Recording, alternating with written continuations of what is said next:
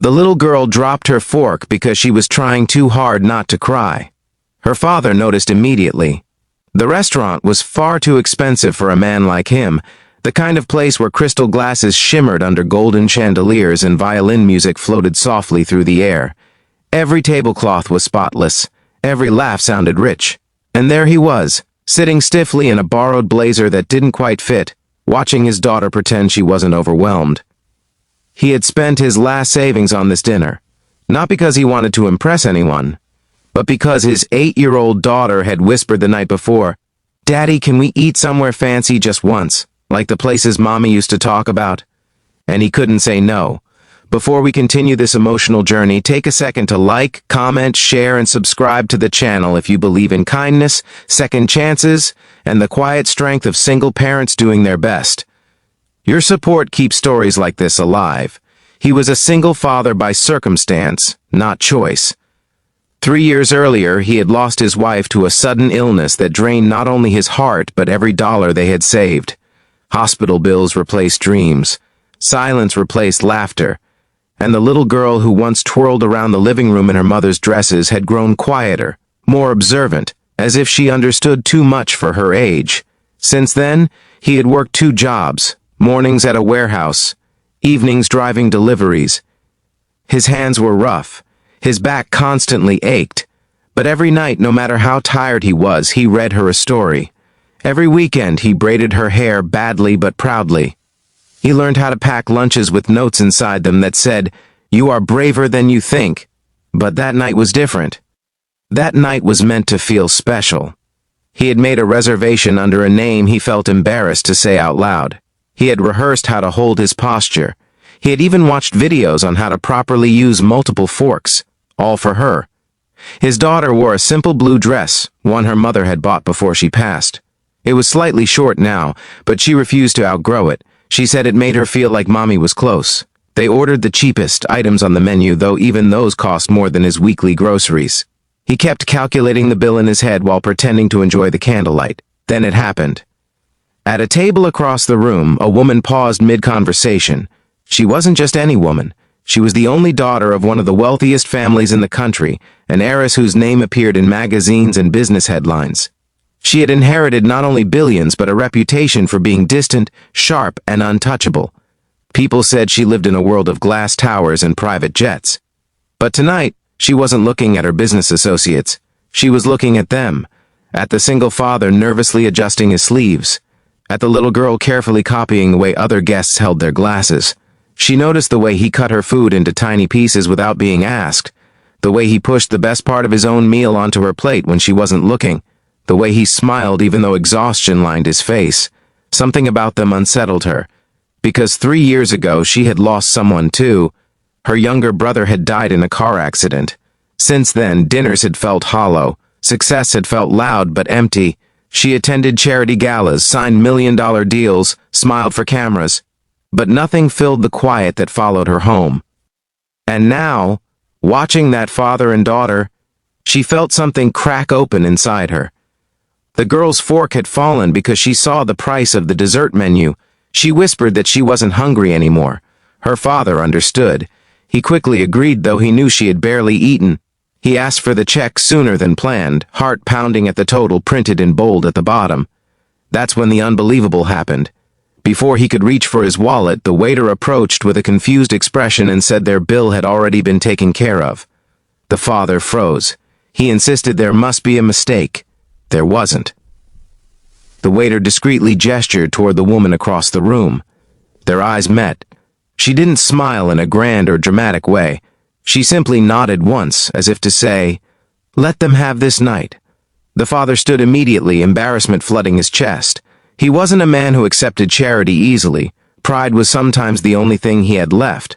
But when he walked over to thank her, he noticed something unexpected in her expression. It wasn't pity. It was recognition. She told him softly that he didn't owe her anything, that she had only done what anyone should do. But her voice trembled slightly, as if she were speaking to herself more than to him. He thanked her anyway, his voice thick with emotion. His daughter, unaware of the weight of adult pride, ran up and hugged the woman without hesitation, and that changed everything. The heiress had not been hugged like that in years. Not without expectation, not without cameras, just a small child wrapping her arms around a stranger because she felt safe. The restaurant seemed to disappear around her. For the first time in a long time, she felt human instead of powerful. She asked the girl what her favorite subject in school was. The girl said science because she wanted to fix broken things when she grows up. That sentence lingered in the heiress's mind long after the father and daughter left the restaurant. But the story didn't end there. The next morning, the father received a call from an unknown number. It was her. She explained that she ran a foundation in her brother's name that supported families who had lost a loved one. She admitted that watching him the night before had reminded her why she started it in the first place. She didn't offer money outright. Instead, she offered something far more meaningful. She asked if he would consider working with the foundation, not as a charity case, but as a program coordinator for single parents navigating grief and financial hardship. She said she had watched the way he carried himself, the way he treated his daughter with respect and patience, and she believed people like him understood struggle in a way boardrooms never could. He was stunned. He had never worked in an office environment, never worn a tailored suit, never spoken at events. But she saw leadership in him, not the loud kind, the steady kind, the kind built from packing lunches at 5 a.m. and reading bedtime stories at midnight. The transition wasn't easy. He doubted himself constantly. He felt out of place among polished executives. But every time he wanted to quit, he remembered that dinner, the way his daughter's eyes had sparkled under the chandelier lights. He began organizing support groups for single fathers. He created workshops on budgeting after loss. He spoke openly about grief, about masculinity, about how strength sometimes means admitting you're scared. People listened. Because he wasn't speaking from theory, he was speaking from survival. And slowly, the foundation transformed. It became more personal, more accessible, more grounded. The heiress watched it all with quiet gratitude. She began attending the workshops, not as the powerful sponsor, but as a participant. She shared her own grief for the first time publicly. She admitted that wealth had protected her from financial hardship but not from loneliness. The father and daughter became regular visitors to her office. The girl would sit in the corner doing homework while they discussed new programs, and something unexpected grew between them. Not romance at first, but respect. Two broken adults rebuilding themselves through service. Years later, the foundation expanded nationwide. Thousands of families found support because one father had taken his daughter to dinner on a night he could barely afford, because one heiress had chosen to see, not judge, because one little girl had hugged a stranger without hesitation. And that blue dress? The daughter wore it again at the foundation's anniversary event, though it had been carefully altered to fit her growing frame. She stood on stage beside her father and spoke about kindness. She said she once thought fancy restaurants were about shiny forks and expensive desserts, but now she knew they could also be about second chances. Before this story ends, if it has touched your heart even a little, please take a moment to like, share, and comment.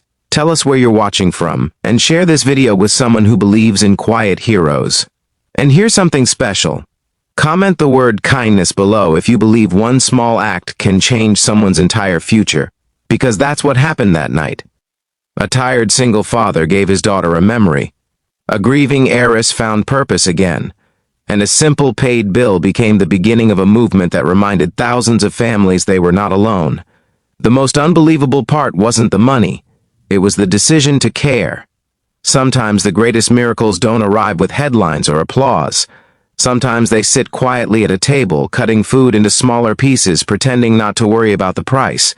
And sometimes, someone across the room decides to stand up and do something about it. That is how lives change, not through power, but through compassion. And somewhere tonight, in another restaurant, another tired parent is trying their best. Maybe someone is watching. Maybe someone will choose kindness again. And maybe, just maybe, the world will become softer because of it.